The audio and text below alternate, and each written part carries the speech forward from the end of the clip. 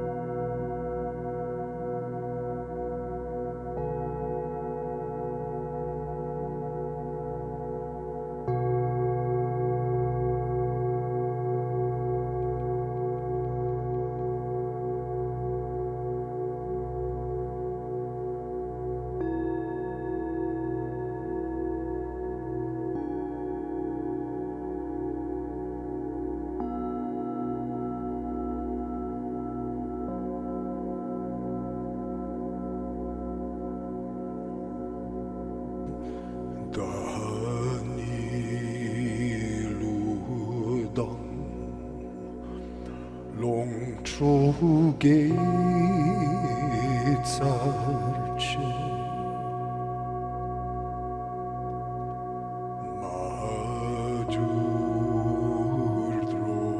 Majurdrola Pampamet Bartam Drodon Lapchen Gegmed Drub Bashog Drodon Lapchen Gegmed Drub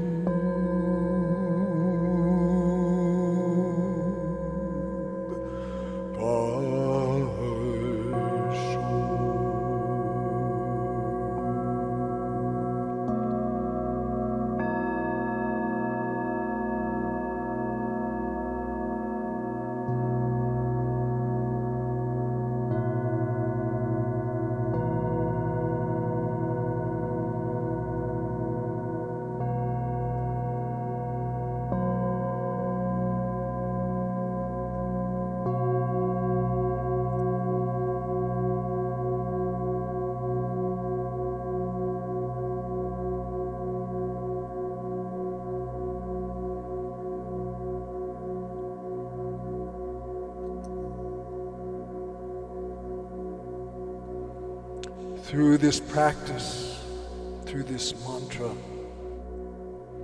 this closing mantra, we have dedicated this good energy we are generating through remembering our heart, through remembering our luminous essence.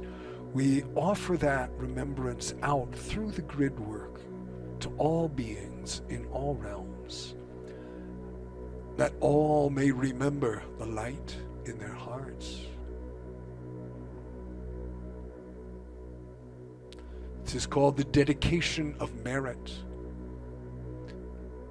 And it means that may this energy that we have generated in our hearts today, may it manifest in all realms for the benefit of all beings. Luminous bodhicitta, luminous noble heart energy awareness.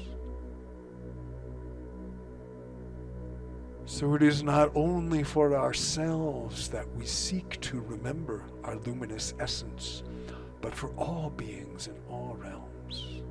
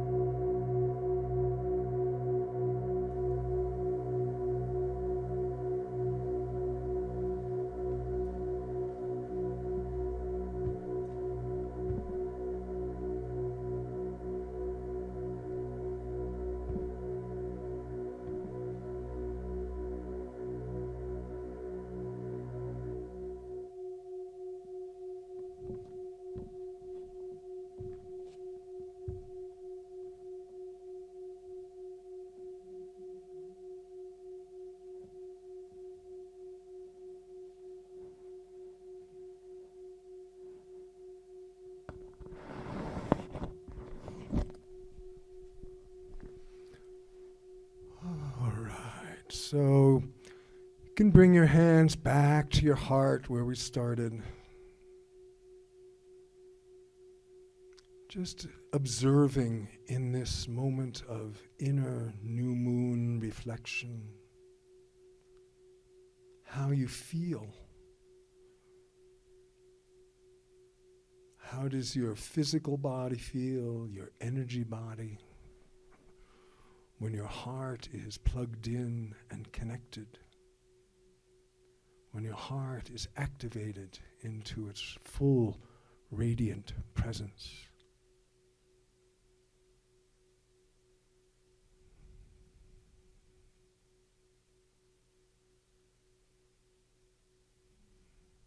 remembering who you are as a being of light, perhaps as an old soul incarnate. You know, many of us chose the challenges we faced in this life to learn the lessons of being a sensitive one, to help unwind those patterns. Every one of us has a story of the struggle of being sensitive, being intuitive, being empathic, and really, having a hard time being born into this crazy planet at this crazy time. You know, and that's, you know, really we are here to support each other in that. And to remember, yes, I am a heart star. Another name for that circuit is the star heart. It is your heart as a star connected into the starry heavens. Oh.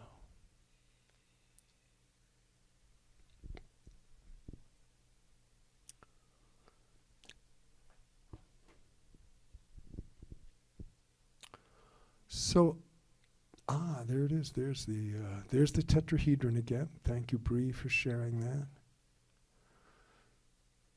So we're going to move now into a sharing circle.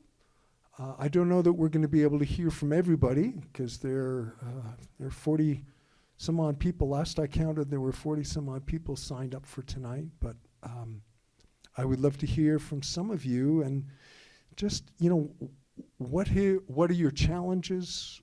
What is your experience? Hearing from others who have learned lessons, have found ways to create filters and defenses, or how you came to, you know, one of the transformations I hear a lot is turning what as a child might have been weaknesses and oversensitivities and complications into your superpower.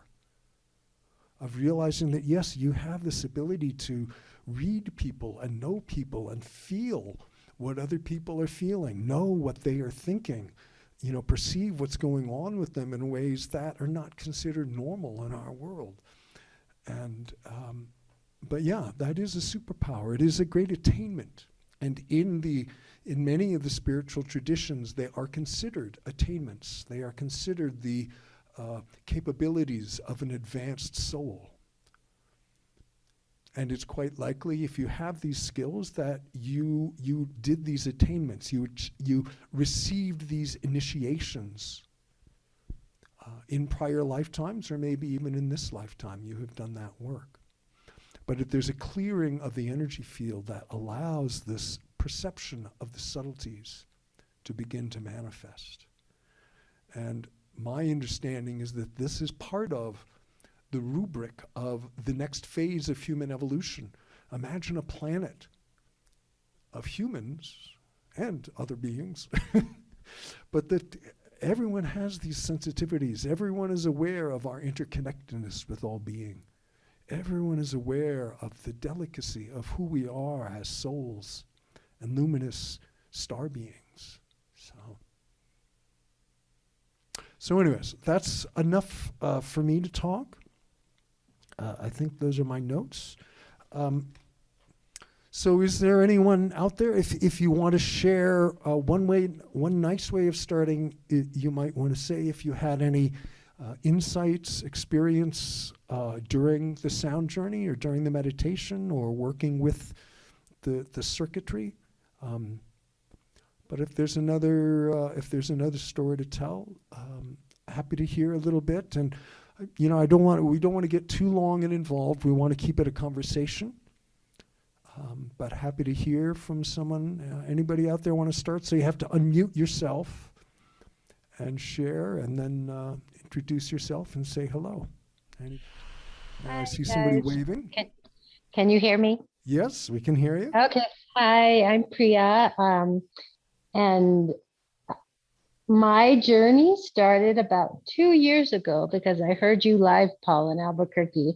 Oh, And I feel like that started the healing of my inner child because I went there with my mom after a big fight. mhm. So, and so today, just a visual of the tetrahedron, I really felt like I tapped into my heart, which has been blocked my whole life. And it just kind of opened me up to what it feels like to live in your heart versus Right. your head, because I'm so used to living in my head. And now I have a really bad headache because I let it go.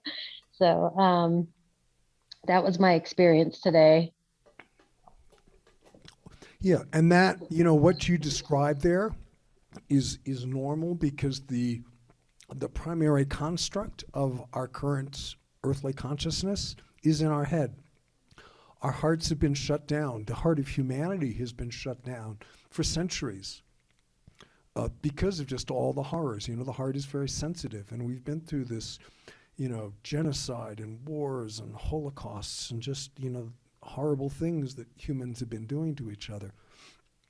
So the collective heart has been shut down, and we are beginning to remember. And that's part of the process, is coming out of that and being reminded and remembering and saying, yeah, there's a whole other way of knowing and being as we activate the heart. So thank you. That was beautiful.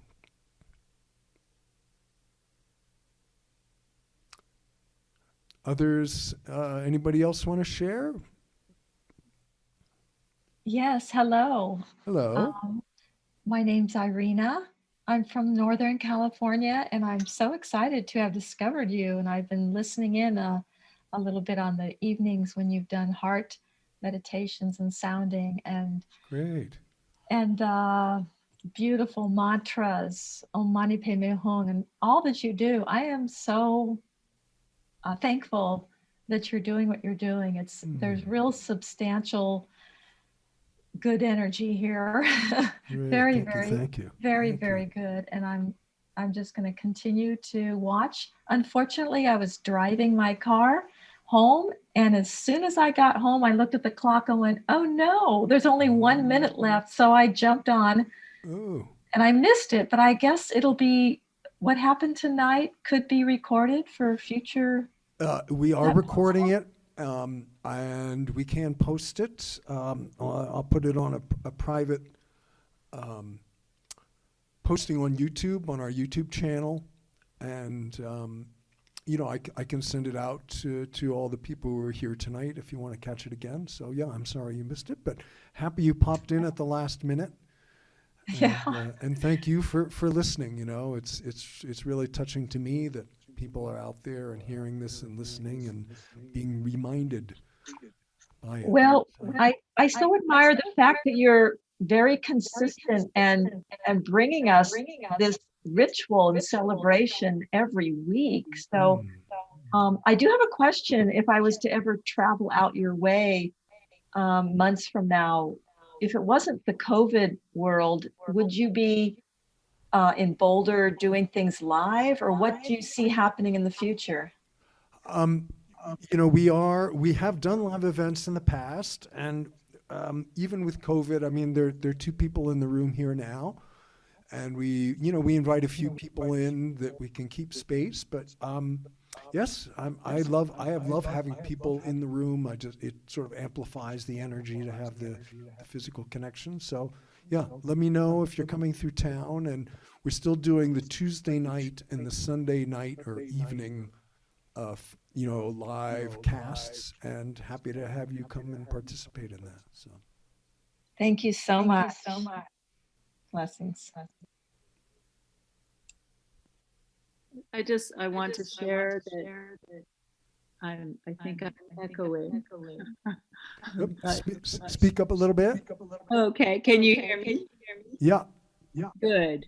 I just want to share also how beautiful and nourishing that was Hmm.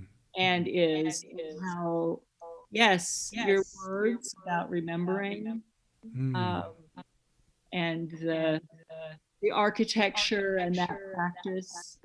was really beautifully meaningful. And then the experience, my heart center felt so warm.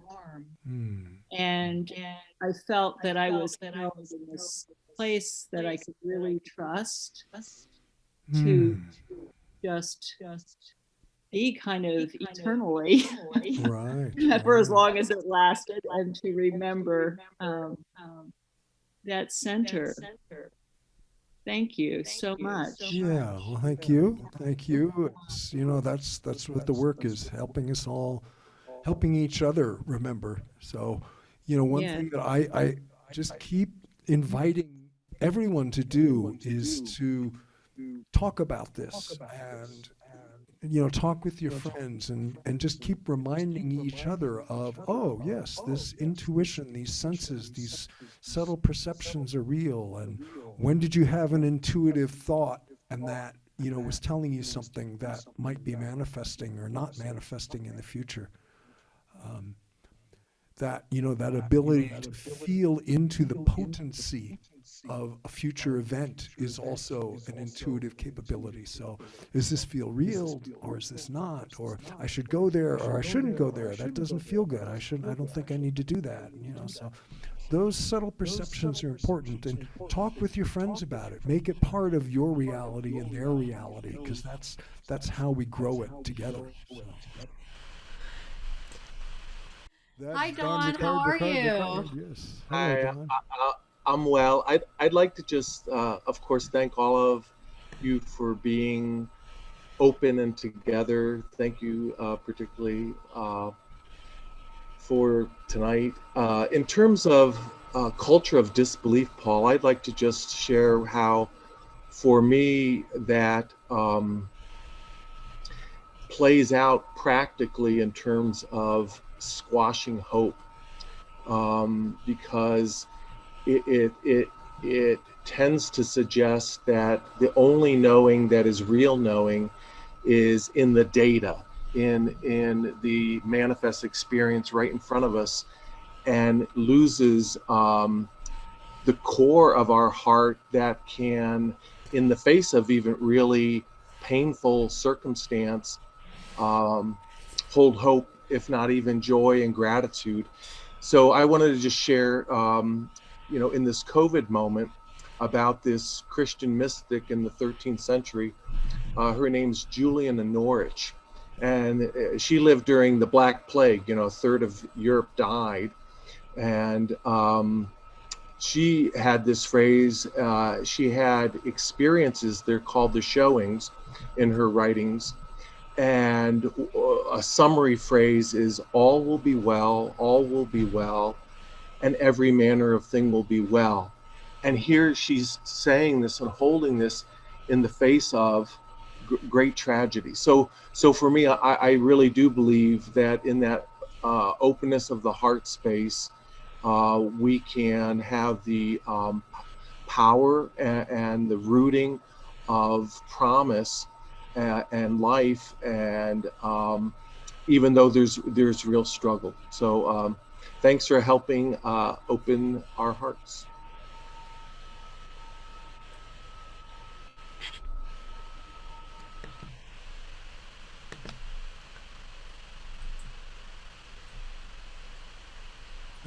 Okay.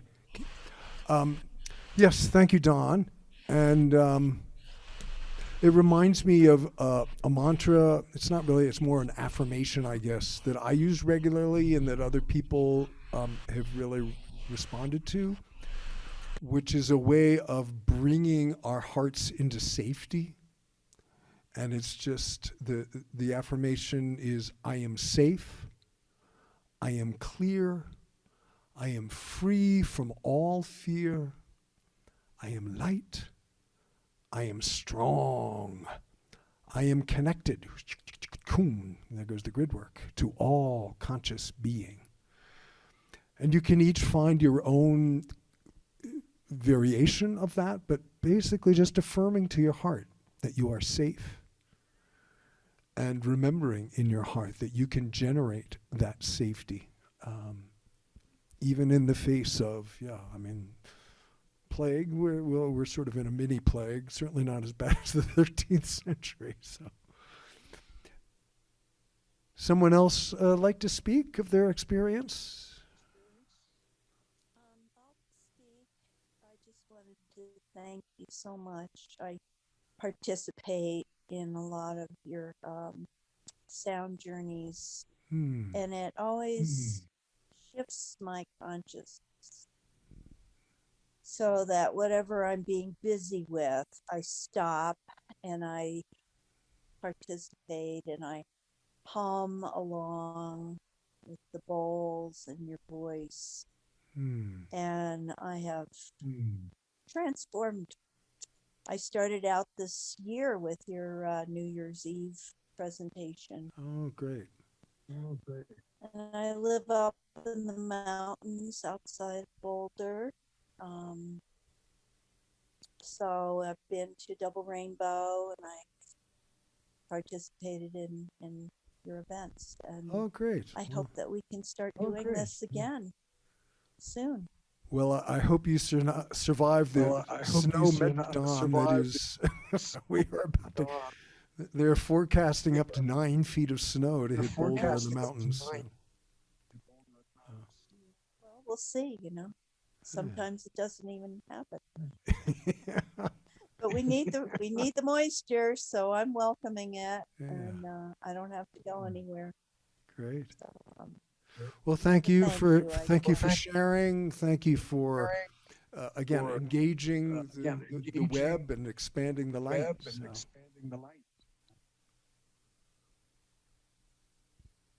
Someone else?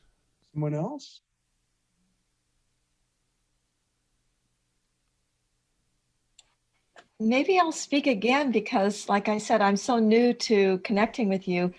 And I just tune in on those nights, and you might be doing Om Mani Padme Hum, or you might be doing a Gayatri mantra. So I wonder, do you just intuit which mantras you want to do on these different nights? I'm curious if you ever do a Vajra Sattva. Just curious. It is kind of intuitive. I usually somewhere, during the day get some input on which mantra to do. I do Vajra Sattva and Vajra Yogini, Medicine Buddha, Tara. Those are the main Vajrayana mantras. Right. And then, also I do some Sanskrit mantras like the Om Mazatoma, which is lead me from darkness to light. The Gayatri mantra, which is also just an invocation of pure luminous source. The Loka Samasta, which is another version of the dedication of merit. It's an offering. So, but yes, I have a repertoire that kind of I listen in and say, what's needed tonight. So. That's great. Okay, thank you. I'm just going to continue to be blessed. Thank you. And, that just reminds me of kind of the intuitive process. And I've spoken of this in some of our other sessions, but there's a way of beginning to differentiate between what is just the brain running its synaptic patterns and the brain functioning in the way the brain needs to function, and hearing those intuitive voices, that voice of guidance, which is coming from a higher source. It's my voice, it's my higher guidance voice, it's an aspect of my own, is it me, is it not me? That's an interesting question. But that offers those insights and provides the information. And my mode of knowing is spontaneous knowing. I'm not clairaudient, although I do hear particularly music. But there's a way that information comes into my awareness that I have begun to perceive as different from just my brain running its regular patterns. And that's part of the process of learning and developing intuitive awareness, is, what is me, what is my higher awareness, and what is actually coming from some other external source. And that's telepathic awareness is receiving, communicating, sending and receiving from particularly other humans in the etheric or telepathic grid. So, somebody else want to offer some insight? I appreciate the kudos. Would also love to hear people's experience of their awareness of perception and being an empath, being an intuitive.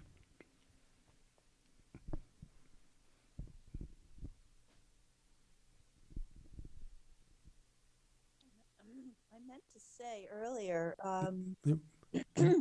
that I've been around addicts a lot in my life, and that has just broken my heart so many times.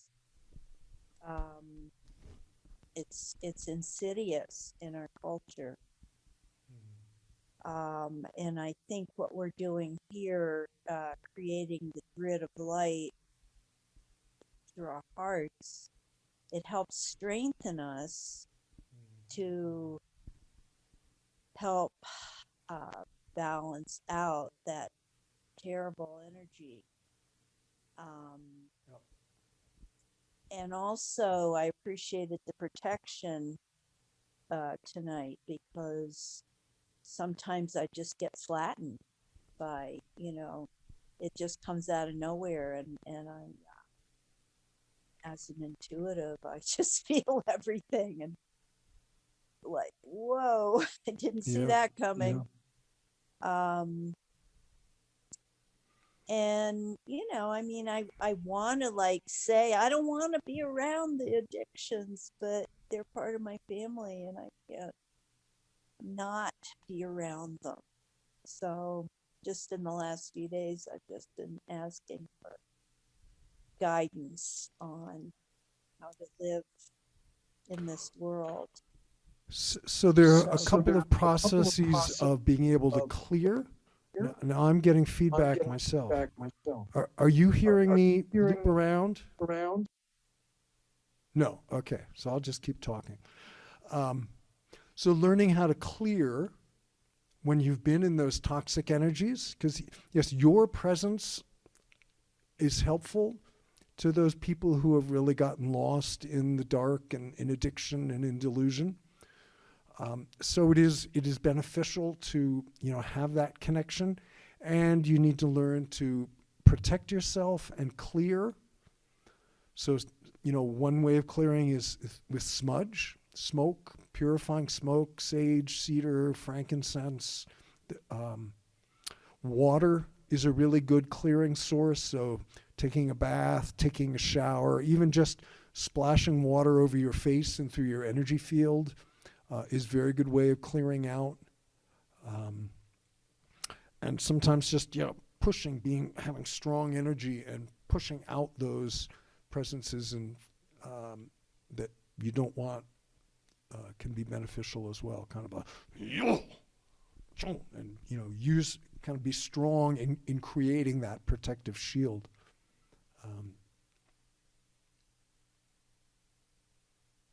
There's a wonderful book by Judith Orloff called The Empaths Survival Guide that has a lot of good insights on how to protect yourself, how to clear your field afterwards. And she's a wonderful intuitive and empath who's brought a lot of good insight to folks. So I'm reading one of her books right now called Emotional Freedom. Ah. Judith Orloff. I think that's very synchronistic that you really mentioned her. Yeah, really. She's in the field. Yeah. She was kind of a pioneer out there to put herself out in a big way. She's an MD and has really made the process of empathy and intuition very prominent in the world. So.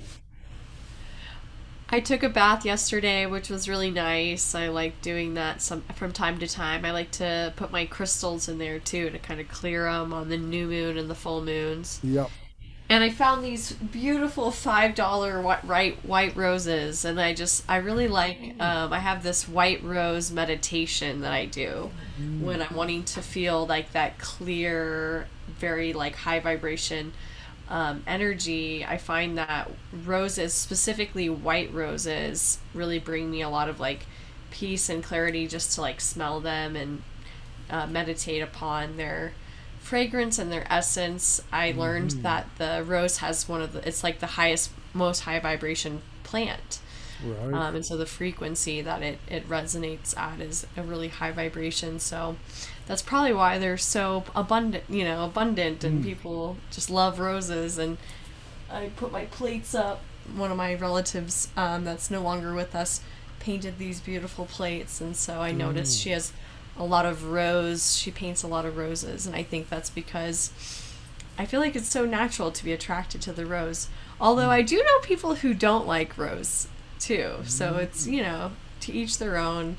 Scents and aromatherapy are one of those things. Like when I first started burning Palo Santo and sage, my mom said it gave her a headache, but now she's turned around and she's called me and said, I want some more of that sage, I like it. So I think as you grow and develop along the path, and you start to kind of experiment with what are you triggered by or sensitive to, and what can you use to clear and harmonize, you sometimes go from not really liking something to kind of maybe coming into more resonance with it as you journey. Very much so.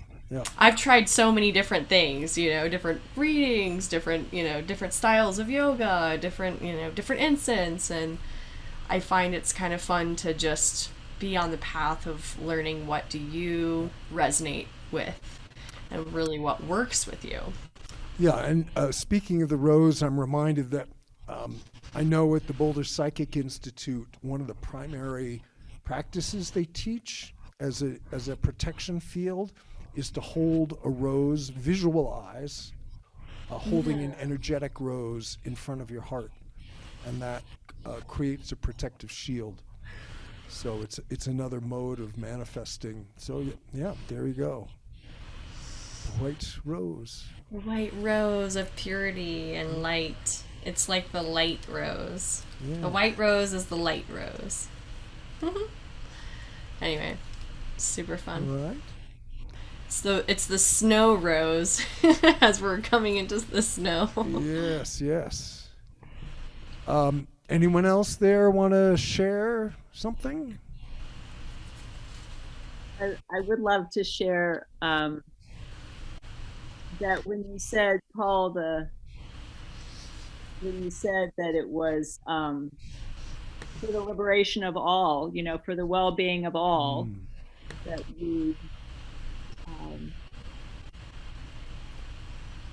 whatever, I won't even put it into words, but it just gave me this I've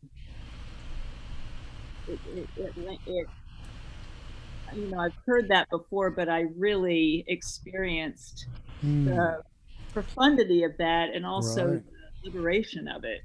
Yeah. What more do I want than to strengthen this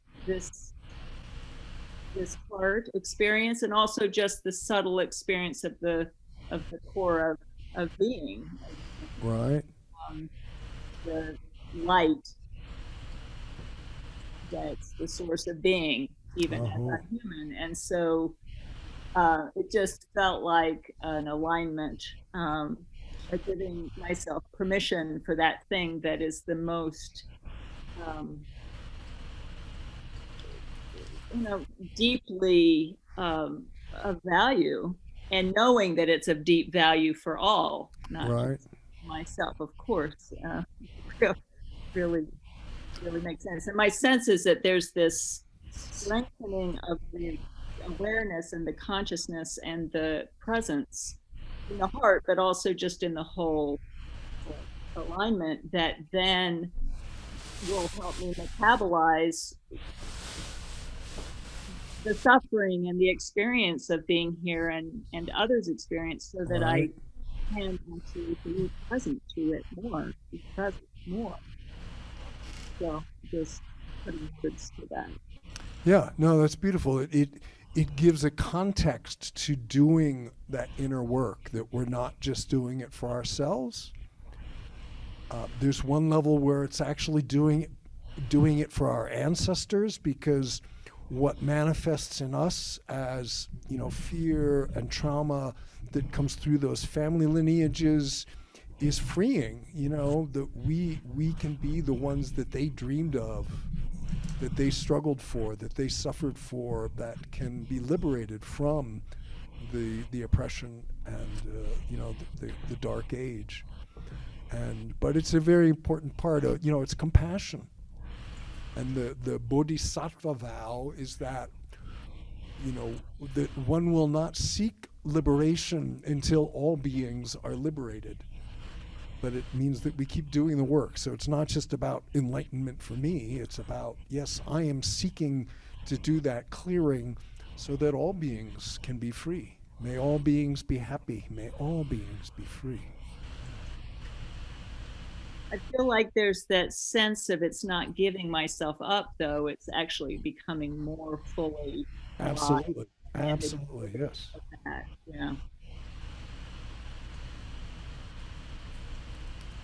Yeah, if you think of the addicts that she was talking about, every choice that we make not to fall back into addictive patterns actually can give an addict somewhere else the strength to say, oh, maybe I'll choose not to go back to that, And that's the connection of the web that is not recognized in Western culture, but that, every action we take affects all other beings.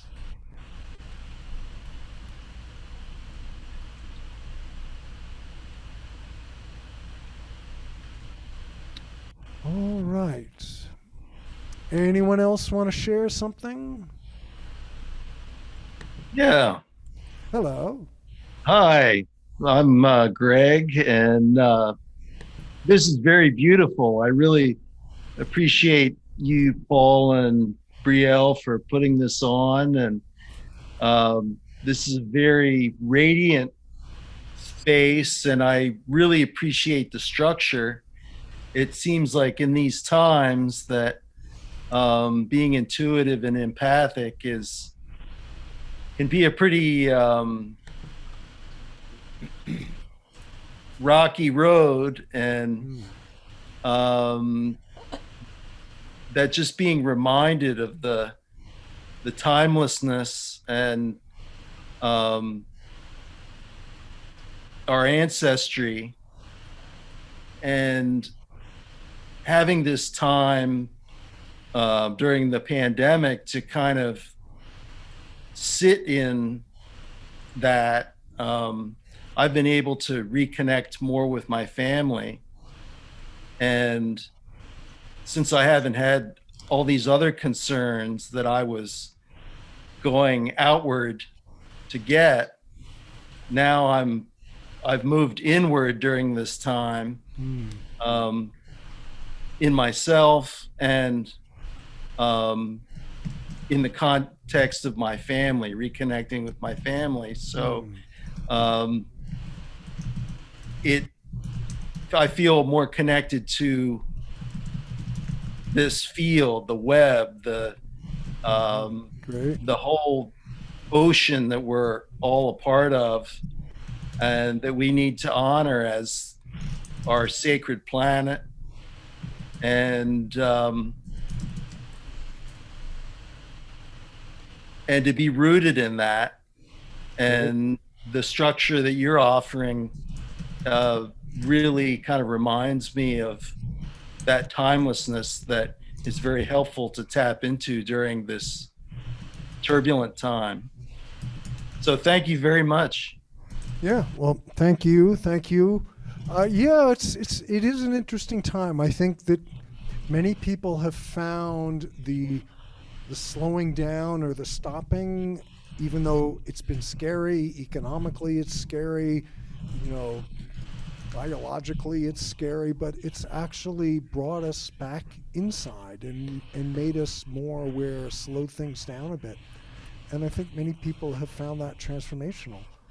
And so, yeah, it's great that you're having that new connection, and happy that this work is being of benefit for you, and keep spreading the light.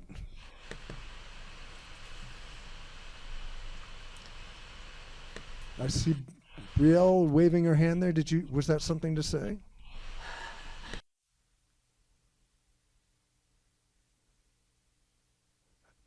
Does that mean we're running out of time? Oh, I was just doing spirit fingers to say that I was supporting him. That's what I do when I want to when I'm resonating. This is my I'm like, I resonate with what you're saying. Okay. I thought, that was. So I go like this. It's kind of like my virtual cheer. When I was a stage manager for David Pramalami 10, that was the signal that, they've got 5 minutes to end for the concert. So like, hurry up! No, I like to cheer, but I don't want to be rude and interrupt, but I want people to know that I'm I'm into it, Fairy fingers. So, and I feel like that's one thing that's really been interesting about this is like we used to kind of be able to, I feel like, kind of hide amongst the crowd. We could go and be in a social situation at a, farmer's market or a show, and we were being social, but when you're surrounded by this sea of people, it's easy to kind of hide, whereas now we're working on Zoom, and when it's your turn to connect with people, it's like, here's the spotlight, and I think for a psychic or an intuitive or an empath, that's a really, can be really kind of jarring. Like, we're not used to necessarily being under that kind of spotlighted pressure. And so for some of us, it's been powerful because we've kind of learned that, I can handle it. But some of us, it's still really hard to want to connect with people, but feel like we're so limited in how we can do that. Right. And there's some pressures surrounding kind of what that is for us right now, safely, and feeling like, we're kind of under this hot seat of judgment surrounding people we don't know that are online. I don't know I don't know very many of the people here. So I don't know. That's kind of what's been interesting for me is I've always ran an online business, but never more have I felt like I had to put my face online like I do now and really show up in this way. And it has been challenging as this highly sensitive person, but that also wants to succeed and connect and meet people and not, kind of fall behind and lose that human connection that I get from going and doing a sound healing or a yoga or meditation class. So anyway, that's what I actually was really interested to see is that through these technical connections, through the internet, the energy actually does move. So even though something is happening, my voice is going in, or the bowls are going into this wire and traveling through this, it's not just the sound waves that are getting transmitted, but the energy. And particularly when we did that intentional connection at the beginning, people are getting more than just the sound. People are getting that energetic connection, and that's amazing, and very important for us to understand that those etheric connections are real, and they happen all the time. They're not just live in presence. We can connect etherically, intuitively, telepathically with people on the other side of the planet. Through vibration and sound. And I've always been so impressed by the power that it seems to have to just sit and feel the vibration and feel the frequency and just allow. I have a hard time turning my mind off and, not doing things. Even when I'm on the Zoom calls nowadays, I'm like the door person. So I'm like, pressing the admit. And so I'm just somebody who always is doing. And so even just to get myself 2 minutes in just dropping into that space, Right. I feel it. It's really powerful for me.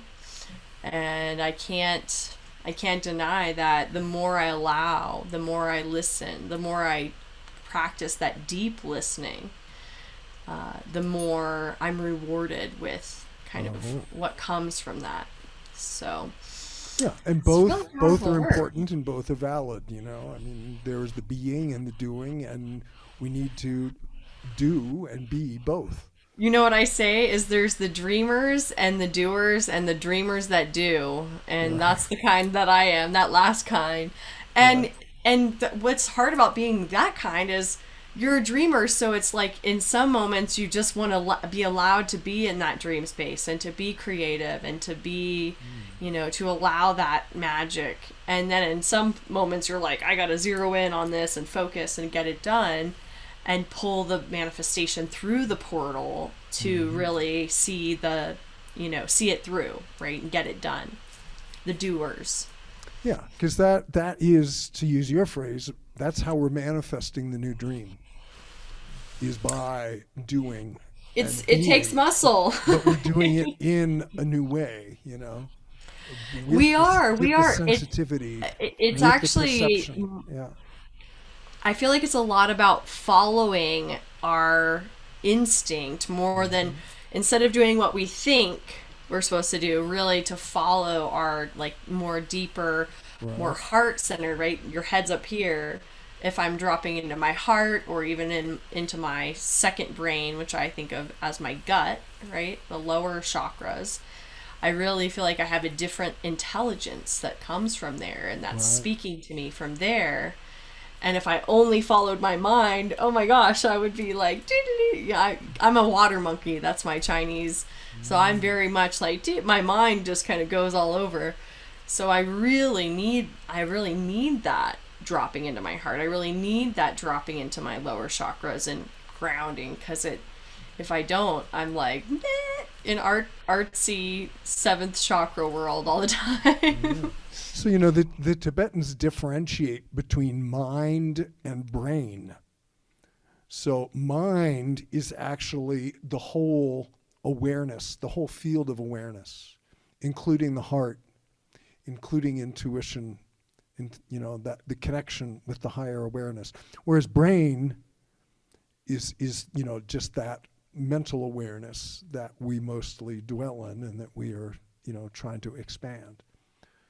So that's it's just for me, that was a helpful clarification. I have a question. Yeah, I just want to say, Carrie here in the room was saying that in yoga practice, they talk about dropping mind into the heart. So dropping awareness into the heart and then taking action from there, is that it? Right. And moving from that awareness. So heart, mind. Yes, somebody else had a question, comment there? Well, I wanted to also speak to the womb, or the. I had an experience recently where similarly to what we were doing in terms of coming into our hearts in such a palpable way. I woke up in the middle of the night, half dreaming and half awake, but very awake, and felt some energetic exploration of the energy that was happening in my womb that felt very contracted. And it felt like when I tuned in, I could feel how energetic and emotional and relational this was. And in terms of my family lineage, actually, more or less. And so I had that sense, those pieces of art that are, is it stereoscopic, or that term where you look at it long enough and you look at it in just the right way and it gently shifts and you see the picture. in that other dimension. It felt like I kept going in and out of this way of being with this, where the energy could actually align in a new way. And it just started pouring through all through my body. And I could feel that it was connected to a very, like a bliss point in my deep awareness that was allowing and also guiding at the same time. Wow. Until I got to a place where this kind of decision about kind of the taking on of being resource for a family member, it just kind of dropped into my womb, and it was lined up, and it was a yes. And it was such an amazing experience to be so subtly aware and to be playing and working with something until some resonance showed up. And then I knew. Yeah. And I just would love to keep experiencing that more and more in different ways, and how, to train to do that, So I wanted to share that because it was like you're getting some blissy fingers on that one. Yeah. I know. I've got Greg. Yes. I mean, you're reminding me that that's actually a sensory center that women have that men don't. Yeah. I mean, men do have sensory centers down there, but they can be distracting rather than. Yeah. It felt important not to just. I mean, my heart might have its own experience, but then there's also this creative force. And no, it's powerful. It's very powerful. Yeah. And I also I have a question though, about this vibration, that the mantra and the sound and the consciousness as it relates to those who are on the other side, who are on the other side, not just of the planet, but who we hold, with love. Yeah. And where grief comes in, but where also a sense of maybe a connection and a wanting to share a deep source of love with someone where we've lost. Yeah. I'm not sure what the question was there, but yes, when you create the vibrational field, particularly calling in those sacred sounds of mantra, it transcends dimensional constructs. So it is a way of, connecting with those beings that are in other dimensions, and your loved ones, your family lineages. And the vibration takes us into the primordial transcendental space. And that's where you can connect with all beings in any dimension. So.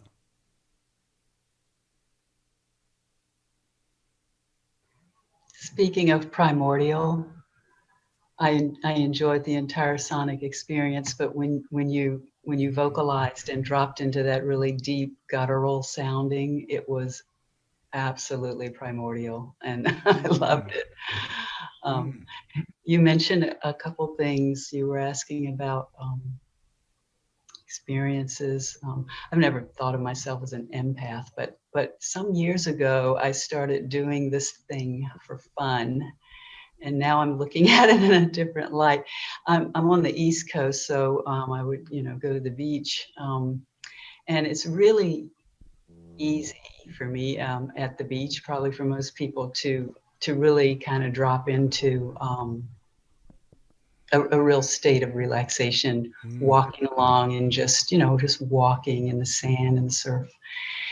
And I started, and these aren't really crowded beaches I would go to, but there were people there. And so I started, whenever I would pass somebody, meet somebody, when I was already in a really quiet state, just feeling what they felt, if you know what I mean? Like, right. It was easy to tell if someone was agitated or, deeply relaxed or, happy, without speaking or even necessarily meeting their eyes. And so it's real interesting now to think back on that, and how I think that was something I did for fun, because I felt like I could I could feel them even though I didn't know them or talk to them. But anyway, I wanted to ask you, you mentioned heart math one time at the beginning. Right. And I think those folks are here in Virginia, the Heart Math Institute. Do you know? Is there anything else you want to say about them? Because they keep popping up and I haven't really explored them. But I wondered if, or not, but if there is, I'd like to hear it from you. I see Bree gave a thumbs up that they are in Virginia. I'm not sure. I thought if they were in the Bay Area, but maybe I'm wrong on that.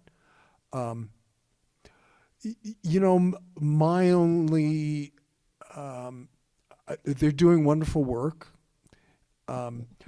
They speak of the heart primarily relating the qualities of the heart with the physical heart. It's a stretch just culturally to extend into an energy center of the heart, because to me the qualities of the physical heart are different than this seed of light, the seat of the soul, that bindi. So, you know, it's a funny little dance they do of trying to stay within scientific and cultural constructs to maintain that credibility. But the work they do on resonant fields and heart resonance and energetic sensitivity is fabulous. They've garnered quite a bit of wonderful information, and they provide a great resource. For those of you who don't know, it's called the Heart Math Institute, and they have a website, heartmath.com or whatever. You can search it. They're quite well known, and they have been leading, maybe 15 years of putting out information about the heart and the qualities of the heart. But again, they relate it back to the synaptic energies in the physical heart. And that, to me, the information I work with is distinguishing that there's a difference there. I remember a graphic that they use of, the heart putting out this energetic field and how it overlaps and interplays with the energetic field of other hearts around you. Right. And that's somehow connected with some of the things you were saying earlier. Yeah, that's why they're speaking the same language. They're talking about the same qualities, and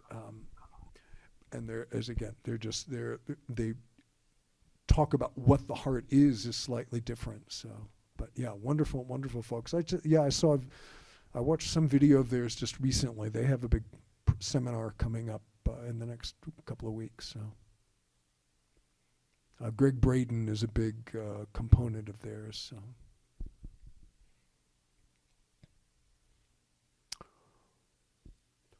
All right. Any last comments before we do a closing? All right.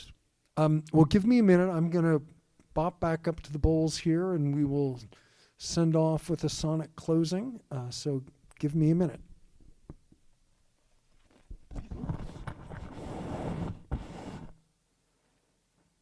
All right.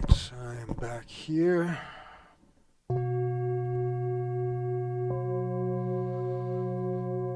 So I invite you to bring your awareness back inside. You can close your eyes, bring your hands to your heart.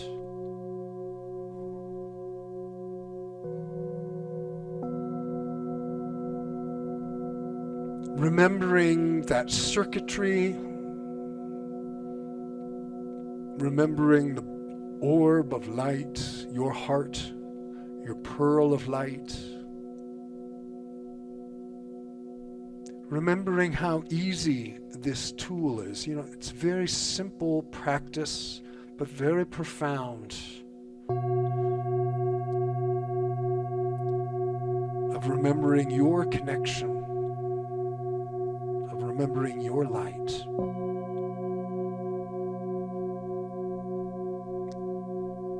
Outer tetrahedron, generating protection and amplifying your heart radiance.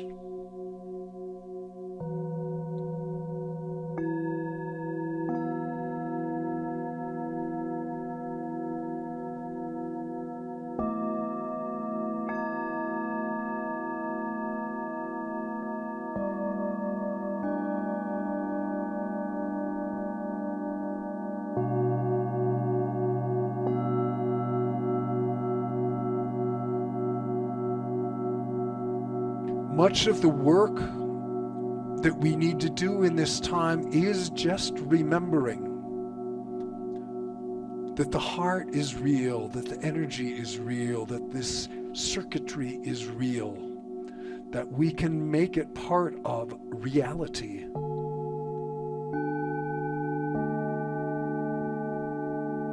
That we can begin to dream, to manifest this dream reality.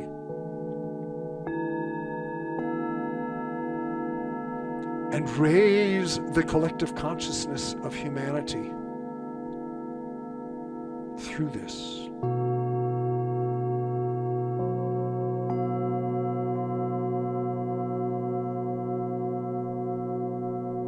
We are here to support each other, to remind each other, to help each other, that collectively we can move the consciousness of the world.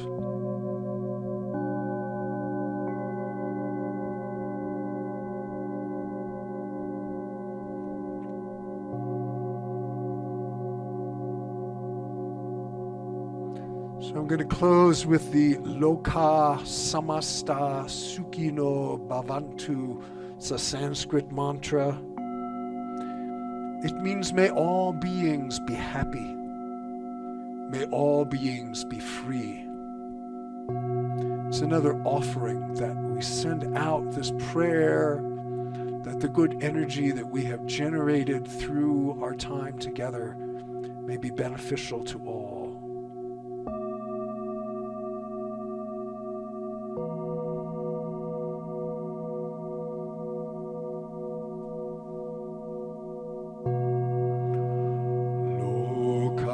Samasta Sukhino Bhavantu. Loka Samasta Sukhino Bhavantu. Loka Samasta Sukhino Bhavantu.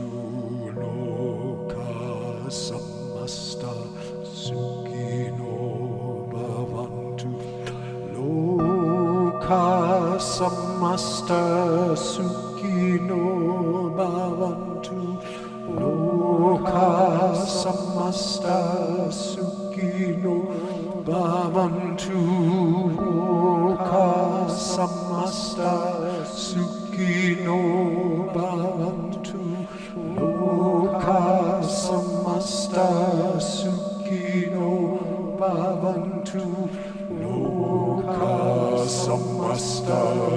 Sukhino Bhavantu.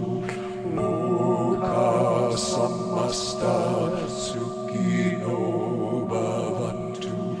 Loka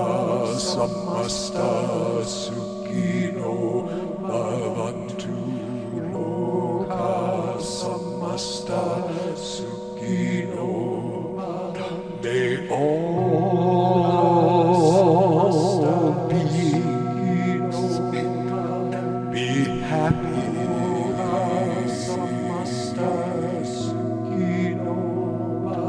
May all beings be free.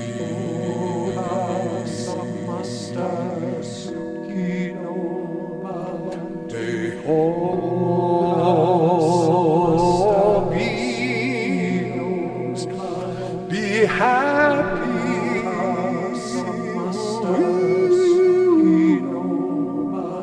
May all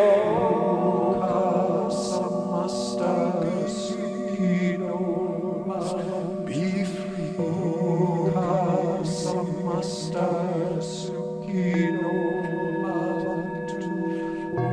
Sending energy light out through your grid work, offering this dedication of happiness, freedom from fear for all beings.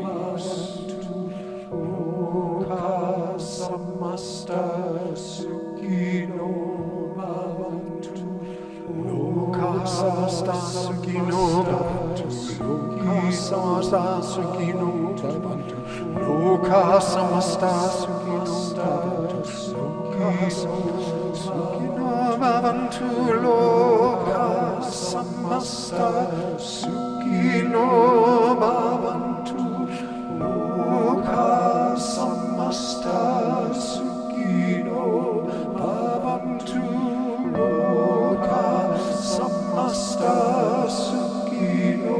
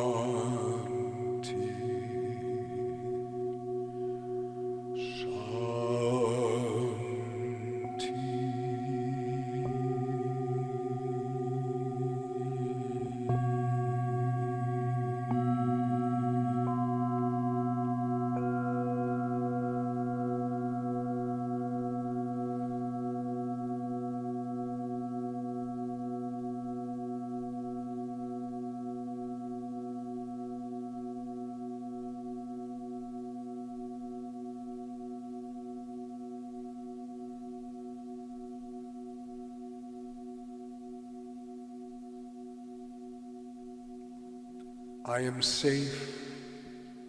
I am clear. I am free from all fear. I am light. I am strong. I am connected to all conscious being.